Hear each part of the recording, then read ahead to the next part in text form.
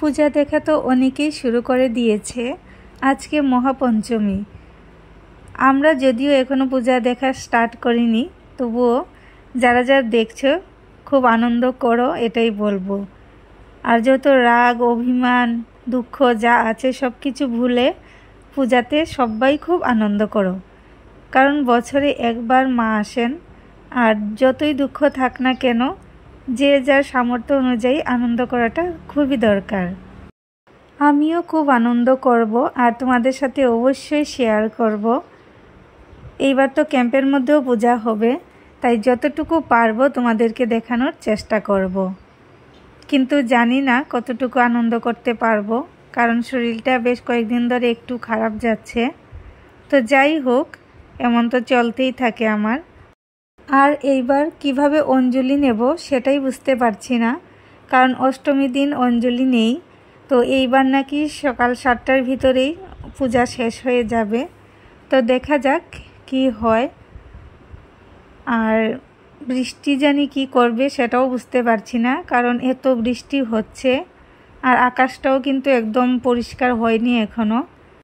যাই হোক, আমরা গিয়েছিলাম কয়েকদিন আগে মাতাবাড়িতে, ওই ভিডিওটাই তোমাদের সাথে এখন শেয়ার করছি। ওই দিনও কিন্তু বৃষ্টি ছিল। বললাম না, এই বছর যেখানেই গিয়েছি সেখানেই বৃষ্টির ছোঁয়া লেগেছে। মানে পুরোটা বছরই বলতে গেলে শুধু বৃষ্টি আর বৃষ্টি। বৃষ্টি থাকলেও কি হবে, ঘুরতে তো হবেই, কারণ জীবনে আনন্দ করাটা খুবই দরকার। ঘোরাঘুরি আনন্দ এটাই তো জীবন। আমাদের জীবনটা সত্যি অনেকটাই ছোট, তাই যতটুকু পারা যায় আনন্দ করা দরকার। আমরা সকাল প্রায় 9টার দিকে বেরিয়ে পড়েছিলাম আর খুব তাড়াতাড়ি গিয়ে পৌঁছে গিয়েছিলাম মন্দিরে। তো পূজাটাও দেওয়া হয়ে গেছে খুব তাড়াতাড়ি। আর এখন আমরা বলি দেওয়া হবে সেটাই দেখছিলাম। আর ওখানে গিয়ে আমার ফেসবুকে পরিচিত একজন দিদির সাথে দেখা হয়ে গিয়েছিল। খুব ভালো লাগলো দেখা হওয়ার পর, কথা টথা বললাম, কিন্তু ভিডিও করা আর হয়নি, ভুলে গেছি। প্রায় 8-9 মাস পরে মন্দিরে গিয়েছিলাম আর গিয়ে খুব ভালো লেগেছে। অনেকটাই পরিবর্তন হয়ে গিয়েছিল মন্দিরের সব কিছু। তো ওখানকার সব কিছু দেখে কামাখ্যা বাড়ির কথা মনে পড়ে গিয়েছিল। দারুণ লাগছিল, সব কিছু একদম ঠিকঠাক করা হয়ে যাচ্ছে।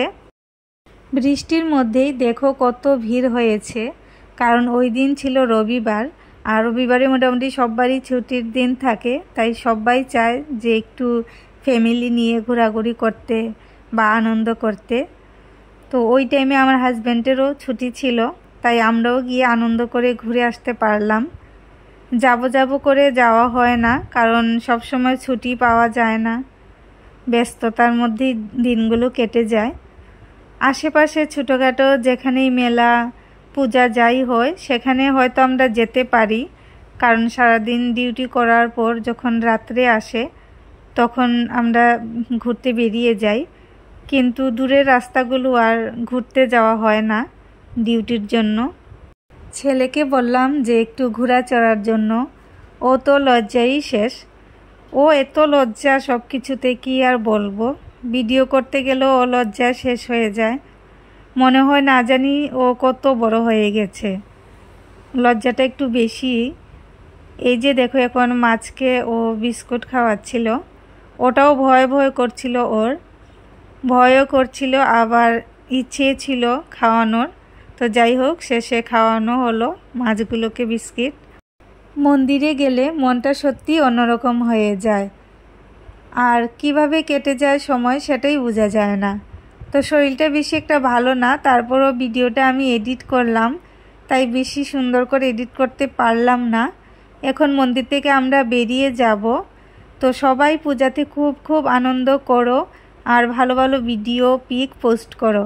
অপেক্ষায় রইলাম।